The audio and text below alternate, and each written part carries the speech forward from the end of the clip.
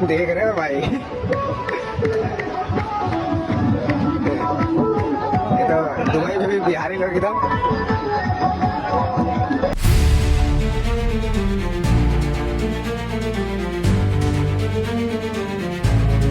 जी दोस्तों, एक बार फिर से खेसारी भैया के एक और गाने ने दुबई में पूरी तरह से माहौल बना दिया है और इसके साथ ही खेसारी भैया के एक और सॉन्ग ने इंटरनेशनली लेवल के लिस्ट में अपना जगह बना लिया है। वैसे इस वीडियो के वायरल होते ही काफी लोग इस बीच का विरोध जताने लगे कि यह सॉन्ग इंटरनेशनली सॉन्ग की सूची में कैसे जुड़ सकता है, क्योंकि इस सॉन्ग पर मस्ती करने वाले लोग तो इंडिया और पाकिस्तान के हैं। इनके लिए तो मैंने पहले ही जवाब तैयार कर लिए हैं, परंतु पहले आप लोग कमेंट करके बताइए आप लोगों के हिसाब से किसके इंटरनेशनली सॉन्ग ज्यादा हैं, पवन या खेसारी के। वैसे जवाब की बात की जाए तो ये तो समझने वाली बात है कि कोई भी सॉन्ग अपने आप इंटरनेशनली लेवल पे नहीं पहुंच जाता है। ये सॉन्ग या तो किसी विवाद के थ्रू या किसी एक्टिविटी या किसी सोशल मीडिया के ट्रेंड के थ्रू पहुंचते हैं। भले ही सॉन्ग पे डांस कर रहे लोग भारत और पाकिस्तान के हैं, परंतु वह सॉन्ग बस तो दुबई में रहा है, जिसका मतलब साफ है कि कुछ ना कुछ असर वहाँ के लोगों पर यह जरूर दिखाएगा। जैसे कि वहाँ के किसी आदमी को इस सॉन्ग के म्यूजिक बीट अच्छा लग सकते हैं, जिससे वे लोग इस सॉन्ग के प्रति अपनी दिलचस्पी दिखाएंगे। वैसे भी अधिकांश भोजपुरी सॉन्ग के इंटरनेशनली होने का एक बड़ा कारण उसका म्यूजिक बीट ही होता है।